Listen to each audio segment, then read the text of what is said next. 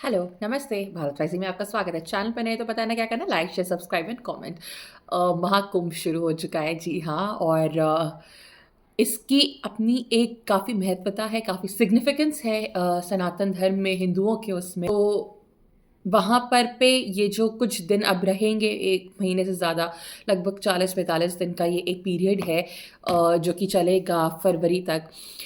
उसमें आप समझिए कि इसकी इतनी महत्वता होती है कि करोड़ों हिंदू ना ही सिर्फ भारतवर्ष से लेकिन अन्य देशों से भी आते हैं यहाँ पर पे कुंभ में। उस टाइम पर पे जो संगम होता है नदियों का, उसमें स्नान लेने के लिए।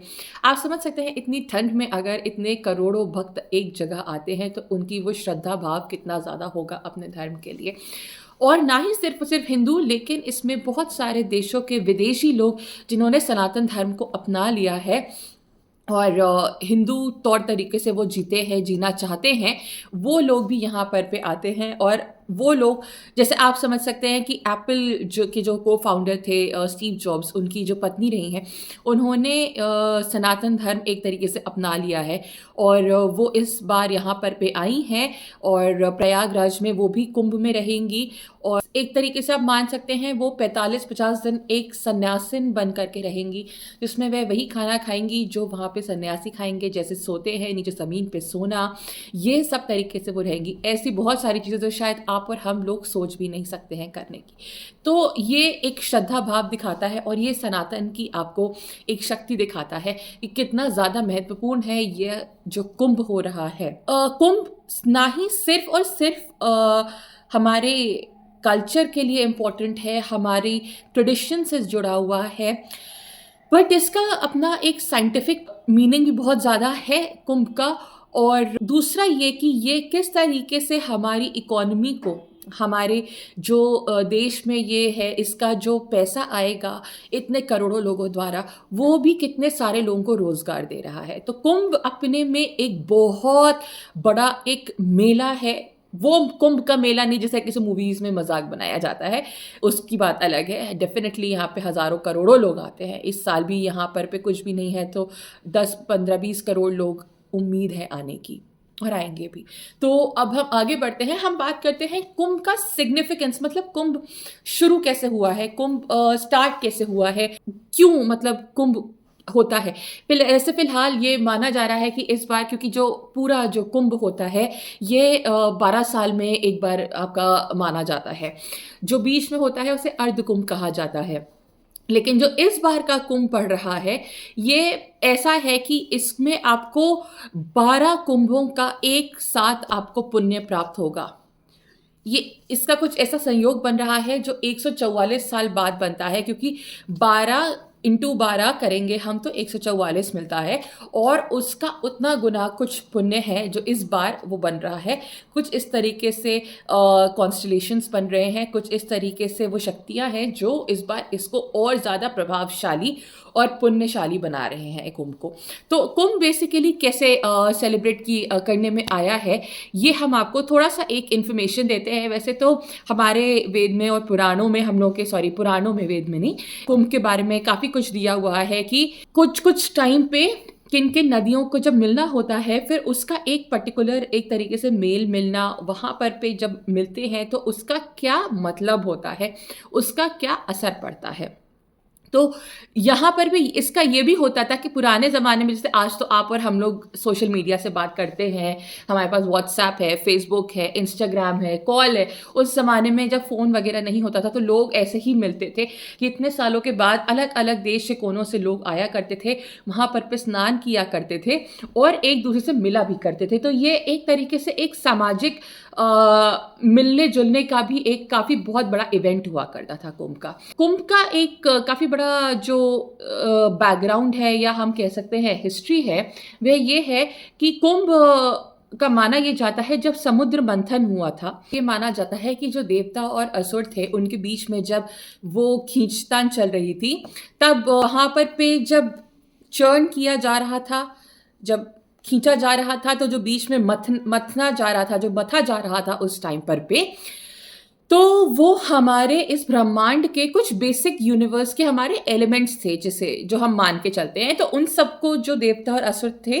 वो बीच-बीच में खींच रहे थे और वो मथ रहा था। तो ये हम लोग को भी एक बात पता है कि समुद्र मंथन ऐसे ही हुआ था। तो उसको करने के बाद वहाँ पर ये बोला जाता है कि उसको जब इतनी तेज़ी से खींचा जा रहा था तो अमृत निकला था। वह अमृत जिसको हम लोग कहते हैं कि लेने से आपकी उम्र बढ़ती है, या मतलब जो एक हम सिग्निफिकेंट इसको मानते हैं इस चीज़ में कि आपको ये जीवन दान देता है, वह अमृत। तो कुंभ में भी ऐसा ही था कि कुंभ को हम बेसिकली ऐसा मानते हैं कि वह एक घड़ा है। इस तरीके से हम इसको मान कर के चलते हैं कि कुंभ एक घड़ा है, और जो उसमें अमृत आया था, तो जो भगवान धन्वंतरी हैं, जो जिनकी हम दिवाली से पहले पूजा करते हैं ना। हाँ, वैसे कई सारे लोग धन्वंतरी जी को धन से जोड़ते हैं, लेकिन धन्वंतरी जी आयुर्वेद के हैं। बेसिकली वे अच्छे स्वास्थ्य के, और एक तरीके से एक वो चिकित्सा से रिलेटेड उनको हम डॉक्टर की तरह हम उनको देखते हैं। तो वह धन से उनका इतना वो कोई खास लेना देना नहीं है धन्वंतरी जी का। वह अच्छे स्वास्थ्य और सेहत से रिलेटेड उनको हम लेके चलते हैं।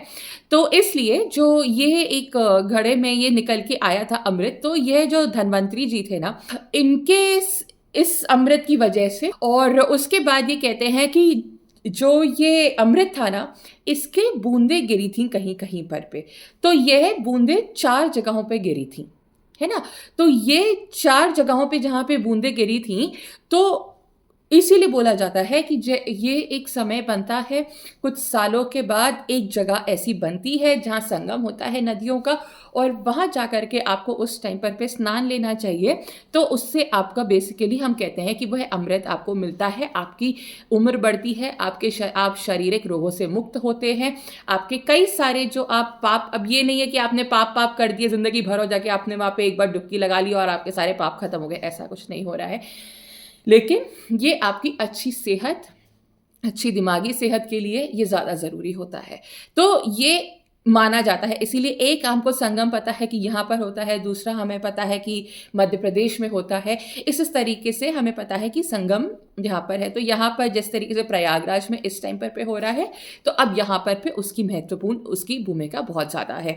तो यहाँ पर पे इससे क्या होता है कि हम ये मान के चलते हैं कि इससे ना ही आपके सिर्फ शरीर के लिए अच्छा है, ये आपकी आत्मा, आपको अंदर से भी स्वच्छ करने के लिए, क्योंकि किस तरीके से वाइब्रेशंस आ रही हैं, जो कंपन होती है उस टाइम पर पे यूनिवर्स में, उस टाइम पे उस पर्टिकुलर वाटर का जहाँ पे आप स्नान कर रहे हो, वहाँ की एनर्जी, जो आसपास आपके सारे लोग हैं, जो साधु संत हैं, वह उसमें जब स्नान करते हैं, तो वह अपने भी तब अपनी एनर्जी को उस पानी में देते हैं। जब आप उसको स्नान करते हैं, तो आप भी उस एनर्जी को अपने अंदर लेते हैं।